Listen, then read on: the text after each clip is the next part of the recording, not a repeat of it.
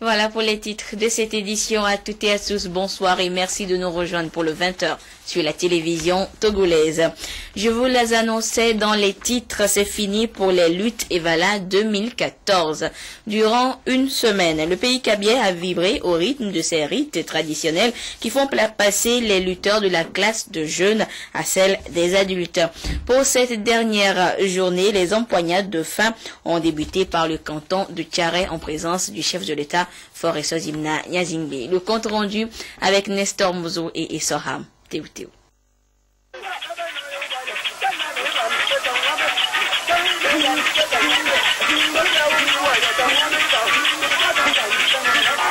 Tchare, rendu célèbre par sa forge, sa poterie et son intérêt pour l'élevage des porcs, a accueilli la première finale de cette dernière journée des luttes Evala. À son arrivée, le président de la République, Foreso Zimna Nyazingbe, a eu droit aux civilités des groupes organisés.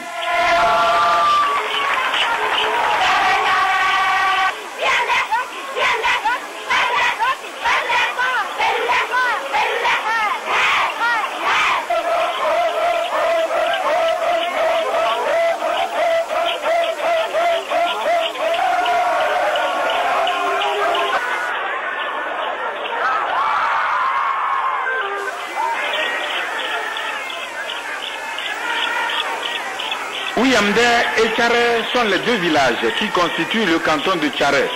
Et ce sont ces deux villages qui se mesurent dans l'arène par l'intermédiaire de leurs jeunes. En blanc, Ouyamde et en rouge, Tchare.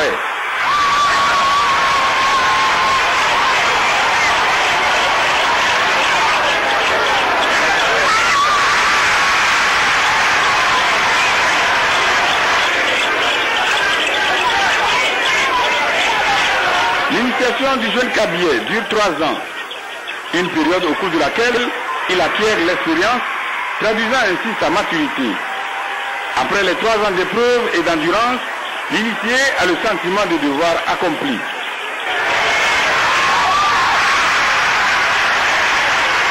Étant jeune, si tu luttes, tu vas voir que c'est comme tu es en formation. C'est ce que nos parents avaient fait et nous ont montré. Donc on doit aussi faire pour nos petits et nos enfants.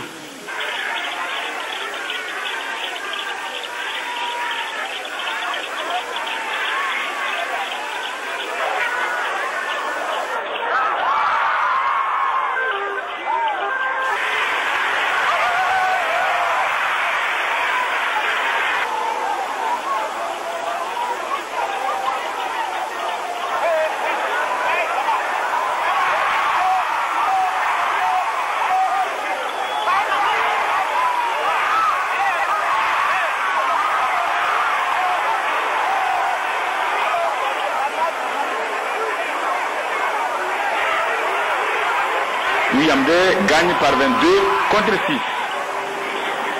Les cadets ou Ahoga de Ouyamde ont également été les meilleurs face à ceux de Tchare. Ils remportent la victoire sur un score de 11-9.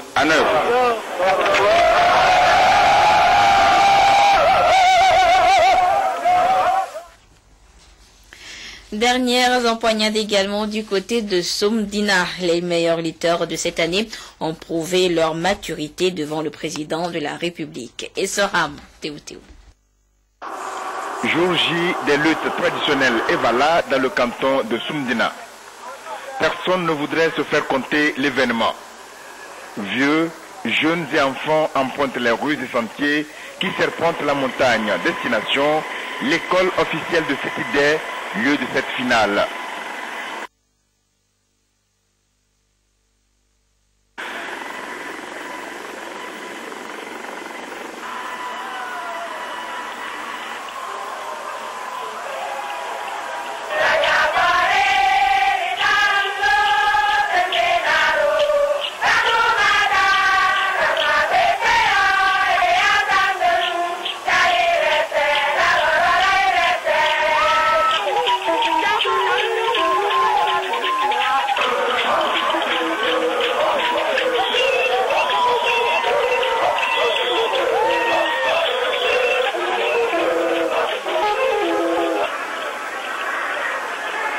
La finale oppose les lutteurs de Soumdina Haut en vert à ceux de Soumdina Bas en blanc.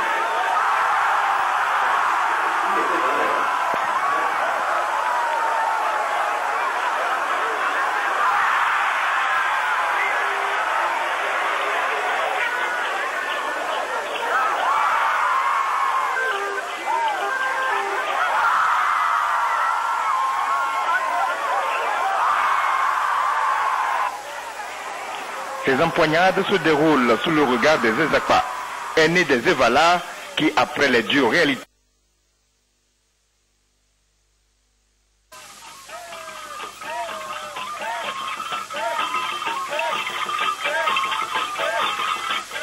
c'est après 3 ans d'initiation Evalo qu'on devient Ezekpa. Et on porte les plumes d'oiseaux là, on tourne dans les lieux sacrés pour faire des prestations. Et ceux qui sont des Jojana, ceux qui les prestationnels sont devant. Ils les accompagnent. Avec l'excitation, tu peux avoir le vertige. Et le temps de tanguer vers derrière, celui qui tient la peau de bête que tu as portée là, lui, il est là pour te soutenir.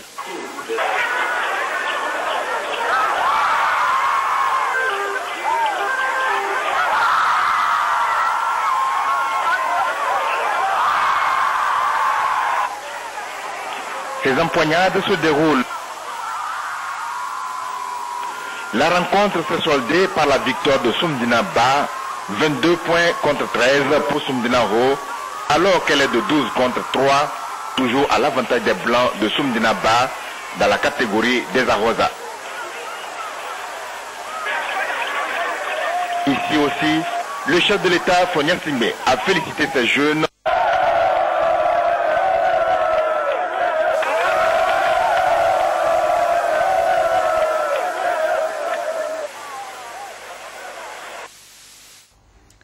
La toute finale de ces luttes Evala 2014 a été disputée à Lhassa. Nous y reviendrons dans le courant de ce journal. Autre actualité, la culture occupe désormais une place de choix dans les programmes de développement de bon nombre de pays. Et c'est fort de ce constat que les chefs d'État de l'Union économique et monétaire ouest-africaine UEMOA ont décidé de l'insertion du volet culturel dans les actions de l'organisation.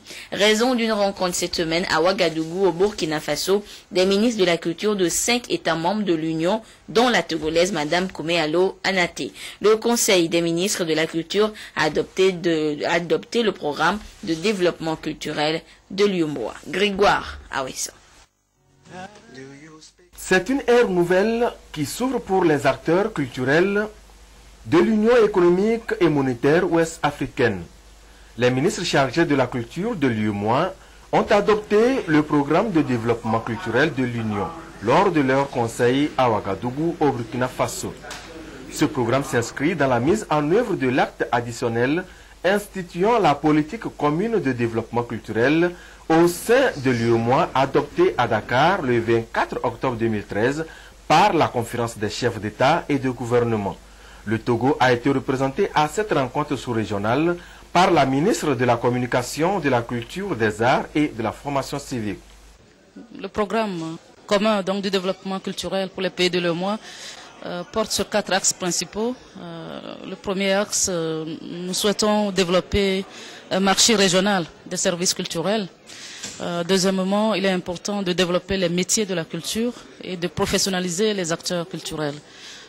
Troisièmement, il est important de faciliter l'accès aux sources de financement aux promoteurs culturels, aux acteurs culturels. Et pour le quatrième axe, il est important de promouvoir la visibilité des expressions culturelles dans l'espace UEMOA. En dotant ses membres d'un programme de développement culturel, l'UEMOA entend faire de la culture un pilier des stratégies de développement et d'intégration des peuples grâce à son patrimoine culturel riche et diversifié. Le fait que la Commission prenne à bras le corps ce problème permet de mieux sensibiliser les États. Parce que tout passe d'abord par une volonté politique. Il faut une décision politique des États de mieux investir dans la culture pour que la culture puisse jouer valablement son rôle à la fois de cohésion sociale et de moteur ou de levier pour la croissance accélérée dont le Togo a adopté justement une politique. Nous avons la SCAP et nous savons qu'aujourd'hui, le secteur qui peut durablement accompagner cette politique de l'emploi et de la réduction du chômage dans nos pays, c'est la culture. Voilà. Nous avons un nombre important de jeunes qui s'auto-emploient et qui créent des structures, des entreprises culturelles, à même d'employer aussi d'autres personnes, d'autres jeunes. Les résultats attendus du programme de développement culturel sont entre autres l'amélioration de la protection du droit d'auteur, la circulation, la labellisation et la promotion des biens et services culturels de l'Union, la reconnaissance du statut de l'artiste, l'accès des institutions et opérateurs culturels au financement. L'UEMOA veut aussi favoriser le développement d'un marché régional unifié des biens et services culturels. La mise en œuvre de ce programme va durer 7 ans. Les écoles du Togo sont à l'arrêt depuis quelques semaines pour cause de vacances scolaires. Mais ceci n'a pas empêché le ministre des Enseignements primaires et secondaires de se rendre ce samedi dans 3 établissements scolaires de la préfecture du Golfe. Florent Maganawe est allé s'assurer de l'avancée des travaux de construction démarrés quelques mois plus tôt. Et le ministre et sa suite ont été insatisfaits. Carmen Madji à Capo. Un samedi noir à l'école primaire publique de Ségbé. Les responsables de l'entreprise SACB, totalement désorientés et abattus devant les maîtres d'ouvrage du chantier. Cette visite inopinée du ministre des Enseignements primaires et secondaires et de l'équipe du projet Péri n'a qu'un seul objectif, s'assurer de l'effectivité de la construction du bâtiment scolaire confié à cette entreprise. Eh bien, les travaux proprement dits n'ont pas commencé, on est encore à la fouille. 4 mois de retard donc par rapport à la date prévue pour la remise des travaux. Nous avons eu un problème de terrain et les autochtones disent là-bas c'est un terrain de foot. Après, le bureau a dit de déplacer les bâtiments. Et on a déplacé les bâtiments et replanté derrière ici. Après, les gens de Péri sont venus, ils disent les bâtiments ne pas bien implantés, orientés. Donc, nous sommes obligés de déplacer aussi et replanter là-bas. C'est tout ça qui nous a donné un retard. L'argument ne tient pas devant les services de contrôle et maîtres d'œuvre. Des sanctions sont donc en vue et l'entreprise risque d'être soumise à l'autorité de réglementation des marchés publics ARMP. Ils n'ont pas des méthodes d'exécution, d'organisation de chantier. Donc c'est des entreprises qui n'ont pas en fait la capacité réelle qu'ils démontrent dans leur dossier de soumission. Puisque l'attribution, lui, se fait par rapport au dossier de soumission de l'appel d'offres. Et du fait que la sonnette d'alarme a été tirée d'avance, le maître d'ouvrage délégué a pris ses responsabilités avec le bureau de contrôle et ont mis l'entreprise en régie. Donc au jour d'aujourd'hui, les travaux que vous voyez ici, du fait de leur retard énorme, ne sont plus exécutés par l'entreprise en tant que telle. À l'école primaire publique de Wonyome et de Kakaveli 2, malgré les 2 mois de retard accusés dus à certains facteurs, les travaux ont un peu évolué et les acteurs comptent à tout mettre en œuvre pour que ces salles de classe soient fonctionnelles à la prochaine rentrée. L'entreprise est consciente du retard, mais on va lancer le défi et j'espère qu'on va finir bientôt, quoi. Pour le ministre des Enseignements primaires et secondaires, c'est l'insatisfaction totale.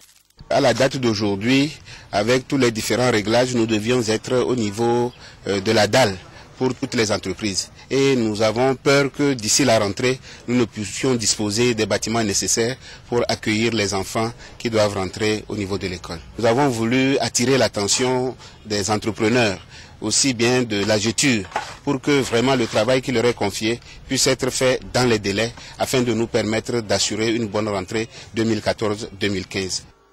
La construction de ces bâtiments scolaires est financée par la Banque mondiale à travers le projet Éducation et renforcement institutionnel Péri. D'autres équipes du ministère des Enseignements primaires et secondaires sont également à l'intérieur du pays pour la même démarche. Éducation toujours, nombreux sont les élèves qui, après obtention de leurs différents diplômes, s'interrogent sur la filière à choisir. Pour leur faciliter la tâche, le gouvernement togolais a mis en place depuis 2010 un centre d'orientation et d'information scolaire, un cadre où les nouveaux brevetés ou bacheliers peuvent discuter avec des conseillers d'orientation. Gros plan sur ce centre, toujours avec Carmen Madji à Capo. Akwete Domlan vient de décrocher son baccalauréat. Ici, il est en pleine discussion avec un conseiller d'orientation psychologue du Centre national d'information et d'orientation scolaire et professionnelle SNEOPS. Un accompagnement pour mieux cerner ses aptitudes et bien choisir sa filière de formation supérieure. Un ami qui m'a conseillé que l'État avait organisé quelque chose pour pouvoir orienter les élèves. Donc j'ai eu mon bac cette année et puis je doute de ce que je dois faire. Donc je suis venu ici pour qu'on me conseille de savoir dans la branche dans laquelle je dois me diriger pour ne pas perdre le temps au campus. C'est depuis 2010 que le SNIOSP, Centre national d'information et d'orientation scolaire et professionnelle, s'attelle à fournir aux étudiants les informations nécessaires sur les études et les formations professionnelles qualifiantes et professionnalisantes. C'est d'amener les enfants à se connaître soi-même, à connaître leurs aptitudes et leurs potentialités dans le cursus scolaire. Et ceci, on les apporte aussi en plus le choix des carrières compte tenu de leurs aptitudes. Il y a certains parents qui imposent leurs enfants à devenir ce qu'ils veulent. Bon, nous on dit que non, c'est le goût de l'enfant qui passe d'abord, parce que c'est lui qui va faire le travail. Le Centre national d'information et d'orientation scolaire professionnelle est un institut qui appartient à l'enseignement primaire et secondaire. Les psychologues du centre se disent disposés à apporter leur expertise à toute personne qui sollicite leurs services. À partir du moment où nous avons un enfant qui sait vers où il va, parce qu'il a déjà des connaissances, des informations sur la série, il a des informations sur la filière de formation, il a les informations sur le monde du travail. Cet enfant-là est différent de l'enfant qui n'a aucune notion. L'orientation dans notre système éducatif, à partir de la réforme de 1975, commence en principe à partir de la classe de 4e, qui est le cycle d'orientation. La 6e, 5e étant le cycle d'observation. Le Centre national d'information et d'orientation scolaire et professionnelle est donc gratuitement ouvert à tous. Plus de 400 jeunes y sont déjà passés. Il est situé sur l'avenue de la Libération, dans l'enceinte de la direction des examens et concours, à côté de l'ENA. Comment rendre plus accessible l'électricité aux populations, surtout en milieu rural? La question a été débattue cette semaine lors d'une rencontre initiée par le ministère en charge des mines et de l'énergie. Il s'agissait pour les participants d'identifier les conditions de mise sur pied d'un système énergétique autonome au Togo. Et ce sont plus de 400 cantons qui seront électrifiés d'ici peu au Togo. Ceci dans le cadre du projet d'électrification rurale phase 1 et 2. Et déjà 197 cantons ont accès au courant électrique. Une vraie révolution qui vient ainsi changer le quotidien de ces populations. Quel est alors l'impact socio-économique de cette mutation énergétique sur ces communautés? Élément de réponse dans ce dossier réalisé par Robert Potogbe et Rachel Aoukou. Nous sommes dans le village de Nangbeni, dans la préfecture de Loti. Au cœur de ce village, un groupe électrogène qui fournit du courant électrique à Nangbeni et à Tamonga depuis 2005. En raison de la forte densité des populations, les deux villages sont approvisionnés de 8h à midi et de 15h à 22h. Mais avec l'avènement de l'électricité, des activités génératrices de revenus voient le jour. Ici, au carrefour du village, le jeune Nalébé Kami se prend en charge à travers 4 principaux services qui sont offerts aux clients.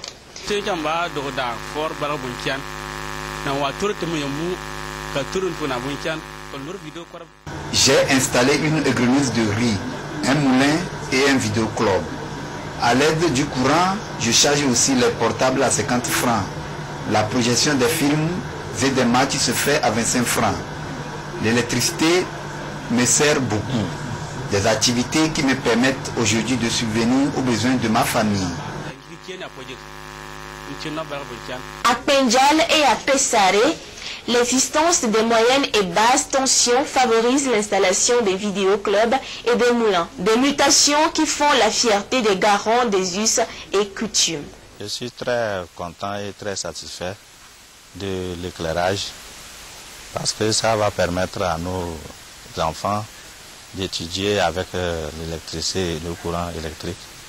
Et ça va nous permettre à toute la population de charger leurs portables et d'ouvrir des bars et de faire beaucoup d'activités. La phase 2 du projet électrification rurale prévoit d'alimenter en énergie électrique environ 400 cantons sur l'ensemble du territoire national. Cette politique d'apporter l'énergie moderne jusque dans les hameaux les plus reculés du territoire togolais va permettre à ces populations aussi de bénéficier de tout ce qui est instrument moderne, de bénéficier de la possibilité d'avoir de l'eau fraîche, des boissons fraîches, d'aller, les enfants peuvent étudier, aller sur Internet. De Naki Ouest-Est à Biancouri dans le Tone et Oti, de Kasabois à Bondjondé, de Farendé à Sandé dans la Bina,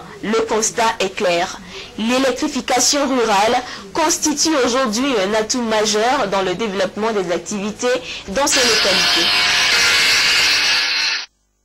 On revient à l'autre actualité de ce samedi, la fin des luttes Evala en pays Kabylie.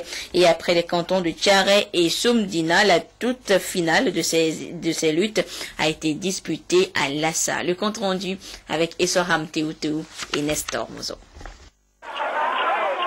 Sur le terrain de l'école primaire d'Ahoudou, à Lassa, c'est un public de grands jours qui est au rendez-vous de la dernière finale des luttes Evala en pays Kabylie.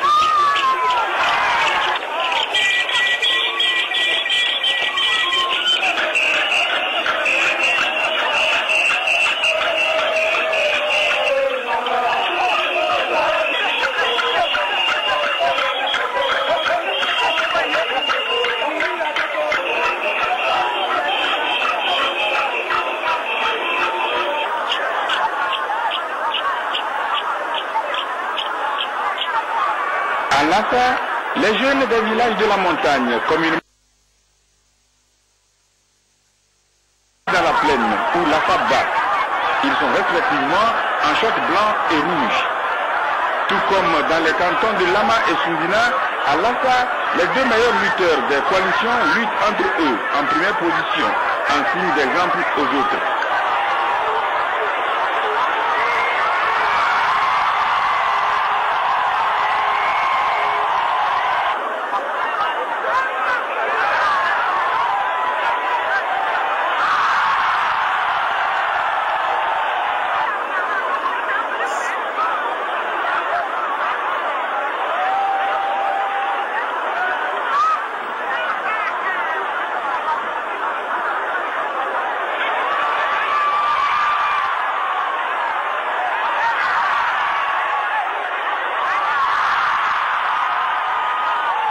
L'initiation des jeunes en pays Kabylie constitue une étape charnière entre l'adolescence et le monde des adultes, voire une question d'honneur social.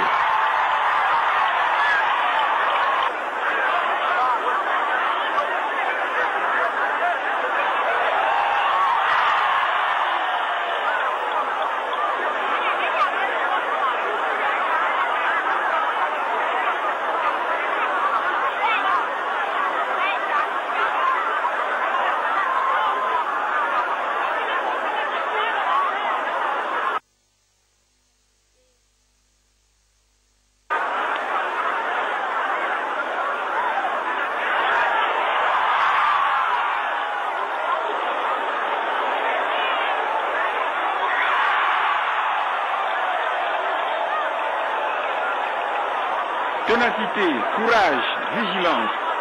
Voilà les vertus qu'un lutteur doit faire sienne pour faire honneur à son camp. Chaque lutteur le sait et guette le point faible de l'adversaire.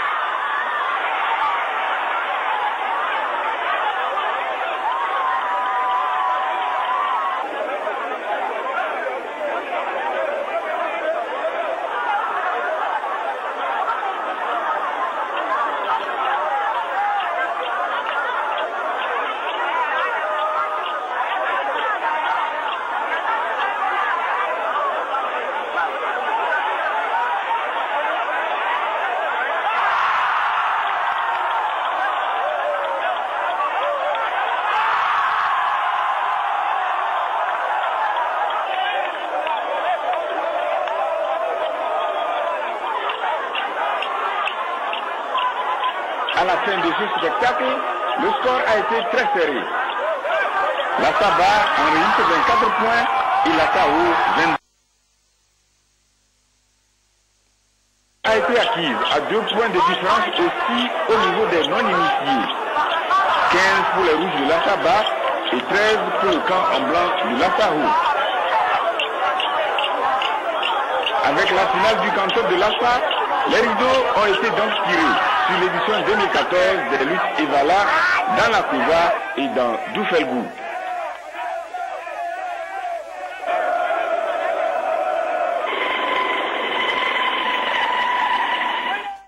C'en est donc fini pour les luttes Evala cette année. Rendez-vous en 2015. Cette information à présent pour terminer, les populations de Biancouri dans la préfecture de Saint-Cassé, Namaré dans la préfecture de Tone et Sigbagou dans celle de Tandjouaré ont subi d'importants dégâts matériels suite à des tornades. Ces aléas climatiques ont affecté plus de 1042 personnes, dont 665 enfants répartis dans 144 ménages. Le chef de l'État, Faure Sozimna Nyazingbe, a dépêché dans la région des Savanes une délégation ministérielle pour témoigner aux sinistrés sa solidarité et sa compassion. Cette solidarité du président de la République a été traduite par la remise de matériel de construction, des vivres et un appui financier des kits scolaires, comme vous le voyez sur ces images. Et nous reviendrons plus en détail sur cette information dans nos prochaines éditions. Et voilà, ainsi se referme ce journal.